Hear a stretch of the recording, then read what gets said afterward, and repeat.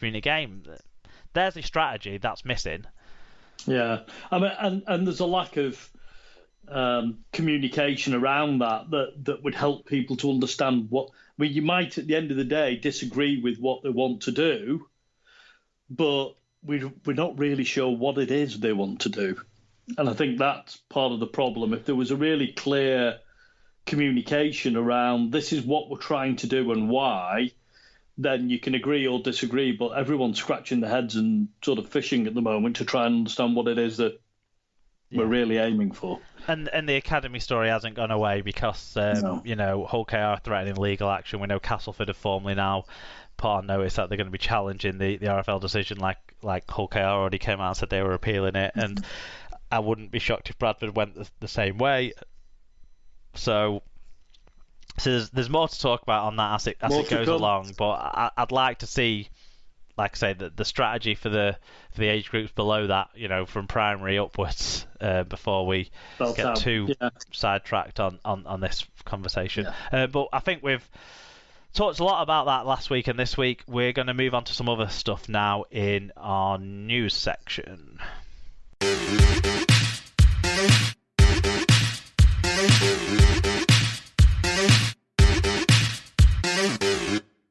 Canberra Raiders have granted halfback George Williams immediate release from his contract to return to England with his pregnant partner. The 26-year-old has sought an end-of-season exit from the club, citing homesickness, with COVID-19 limiting the chances to see family. Raiders chief executive Don Furner confirmed the request had been granted. However, Williams had responded on social media saying he had never sought an immediate release. I asked for a release weeks ago for the end of the season, he posted on Twitter. Not once did I ask for an immediate release, but instead of supporting me, the club kicked me out the door. The club statement from CEO Furner said George and his partner have asked on a number of occasions for a release to return to England to be close to their families, and we've decided to grant their request. George withdrew from training today and from the game this weekend, which highlighted to the club the seriousness of George's request. Over the past several weeks, we have supported George and provided him with the best welfare support we could. However, as a club, we felt that his position at the club moving forward became untenable. He played 31 games, scoring 10 tries, kicking 15 goals and 2 field goals in his year and a bit in the Australian capital. Yeah, we'll start the fan views with Lee Whitnell, who said, with Tompkins, Joe Burgess, Bateman and now Williams asking for early releases from NRL contracts to come back to Wigan, you have to wonder just how shit is it over there. It's great to have him back in Super League, but I'd be surprised if he doesn't regret the decision not to have toughed it out to the end of his contract when he retires and looks back. His mission to be a UK halfback NRL success story only partially complete. Tom Andrews has got a double entry. I'll do both of them, Mark. Okay. Now I'm not one for rumours, but this Tuesday I've seen him on East Park Splash Boat and upstairs at Boys, and we all know only one Boys in Hull has an upstairs, which I think must mean in East Hull. Tom also says, what a poorly handled situation all round. The media, the club, good on George for defending himself. EFC78JU said, shocked to see him released from his contract so early in the season, but hopefully Wire can get his signature as they are in a battle to sign him with Wigan and Leeds Rhinos, which the Wolves are leading the race so far, and Wigan were automatically interested with George Williams, but we will see who he ends up with. I'd be amazed, by the way, if he doesn't end up at Wigan. But anyway, this is a strange one. Ricky is known as the half killer. Williams wanted out and is now out. He was good for a good half for one season in the NRL, but there's something making milk sour in the capital. Yeah, that was from David Hunter. And Carsten finally said, I think the Pommies Raiders love story is over. Well, not quite. They've still got Sutton, Whitehead, just about got Josh Hodgson still, but I don't think he'll be there after the end of this year. And the youngster from Wigan that they signed in the off-season as well, whose name has slipped away from my head. Harry Rushton. I should remember him. He's from Blackpool, so he was born in the same town as me. Anyway, You say you think he'll be ending up at Wigan then? Is that just because of the salary cap space that I think Wigan have got available? Warrington must be at cap. Saints certainly don't have any cap. I don't think Eastman would have been paid enough to be able to bring him into Leeds. So the only club I can see that makes sense for him and that have got significant cap space, and they wouldn't need as much cap space because obviously he's club trained, is Wigan. I think it makes a lot of sense for both parties, I would have thought, given French is out for a good while. You lost the lad that you brought in early doors. I can't even remember his name because he only played about 5 minutes. It would make a lot of sense, I think, for Wigan and for George if there was a reunion. So you're not putting anything into Newcastle Thunder or Lee Centurions as potential destinations where he lands? No.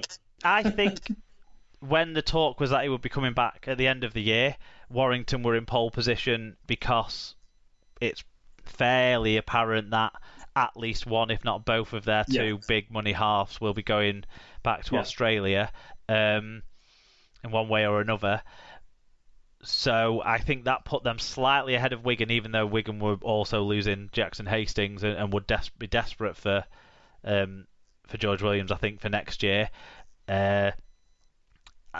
Possibly it coming now, and depending on how long the mess that's been left at Canberra, with George not actually signing his release because he wasn't asking to be released yet. And then the fallout, the backlash against him from the senior people at the club, but then the players backing him up. Things like that. It's a messy situation at the Raiders, and it's not all of George's doing, clearly, the way that club's behaving. I think, though, it puts Wigan back in a stronger position. Wigan can offer him, the kind of environment that the nurturing environment that he might need, being back at a place where he's loved and respected. And familiar with, of course. If he came back in now, he would... maybe they wouldn't necessarily need him straight away in the half-back positions because they've got other functioning options there this year, so he could maybe have some time to integrate back into being in the UK. They can get things sorted with his pregnant missus, which I think is the driving force of all of this, to be honest. And no matter what people like James Hooper might want to say about him trying to get to live on a beach or whatever, clearly it wasn't about fucking living on a beach if he's coming back to fucking Wigan to live. Whether he'll be playing in Warrington or Wigan, he's coming back to live in Wigan. Has Wigan Pier not got a beach? I thought it had. I'm not aware of any canals that have a beach, but if someone's got a picture of one, they can send it to me. But yeah, I think that's been the driving force around all of this. I said last year I didn't believe John Bateman would have returned to Wigan when he did if it wasn't for the pandemic and the impact that has on people being able to see their families, and his relationship with his daughter being key to him. And I think the same thing here for George and his partner. Being pregnant, it's the first child, they're a long way from home. It's not even like the hospitals that they understand and are familiar with, and doctors and stuff, let alone the fact that the mums and dads aren't there and the friends and stuff, and they haven't got a network around them, and they can't just pop over either because that's still out of the question. You might be able to arrive in the country from Australia, but they don't want us going there. No, absolutely. So so I think it happening now is better for Wigan's chances. I do think it's on a knife edge between the two clubs, though. I think there's still a chance that he will land up on a short-term deal elsewhere to be at Warrington next year. It really depends on how much more money they want to give him than Wigan want to give him. Yeah. We will wait and see. I would love to have him back, though, just to be on record. I'd get him back straight away. I'd find a way to play him. He's better than what we've got. Hastings is fantastic, obviously, but George Williams is brilliant. He was brilliant last year in a Canberra side that got to a game away from the final. He's had some good moments this year too. I I certainly don't think he's embarrassed himself. He's not been a failure. Anyone who thinks that they can fucking turn around and say he can't cut it, he hasn't cut it, and that's why he's coming home, they need to fucking have a head check, because he's definitely cut it in the NRL, and there's no two ways about that. But other things can be more important sometimes. Indeed. Someone, though, who really needs to get a young Wigan girlfriend and get her pregnant sometime in the next 18 months is Wigan Warriors centre Oliver Gildart, because he will leave the Super League club at the end of this season to join NRL side West Tigers.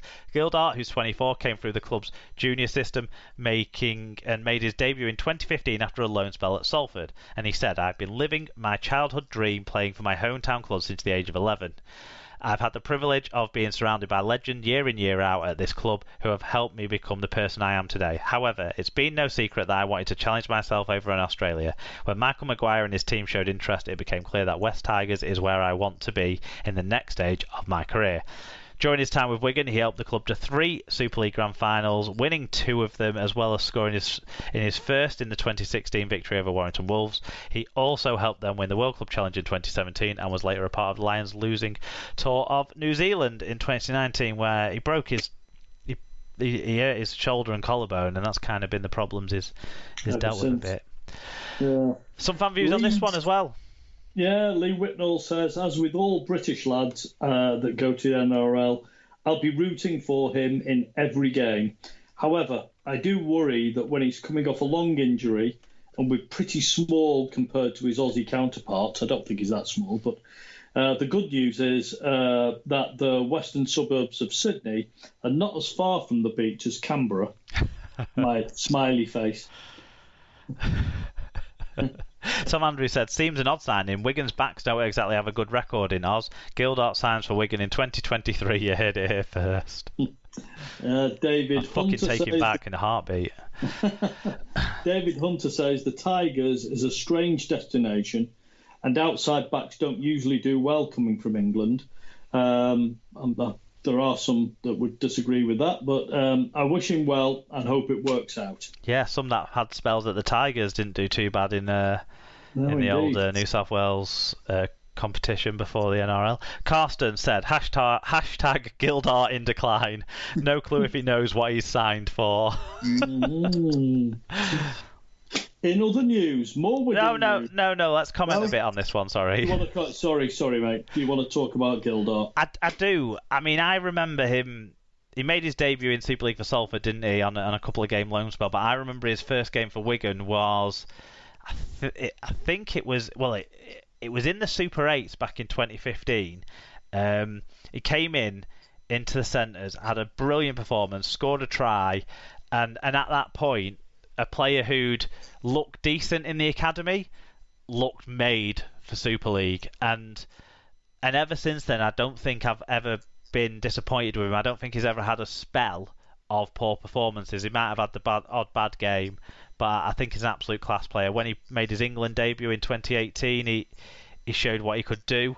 He scored that fantastic try, didn't he, from the Bateman offload against New Zealand at Hull, and we didn't get to see all of him in that Great Britain tour. I think he was looking like one of our brighter players in the opening stages until he got that injury, and we haven't seen enough of him recently, and that is a worry. His recent that's the issue. Record. But that's the issue for me. I mean, it's been clear pretty much from the outset that he's a real talent. The issue's been the very unfortunate series of injuries and layoffs that he's had. So he's not played enough rugby yet to sort of, I don't think, rank in the very, very highest level of centres globally. But if you can stay fit, there's no doubt he's got the talent. It's only a shame that he'll be showing that in Australia rather than in Super League. Yeah, we'll see how he gets on. I don't know what I expect from him in the NRL, if I'm completely honest, but I know how class a player he is. I think his talent and ability deserves the chance. Whether he is an NRL type player, that we'll see, but good luck to him. Yeah, we will. In more Wigan news, prop Ben Kilner has called time on his rugby league career at the age of 22, which is sad. Wakefield broad forward came through Wigan's academy and made his first team debut last year. Kilner, who spent time on loan at Toronto Wolfpack, Dewsbury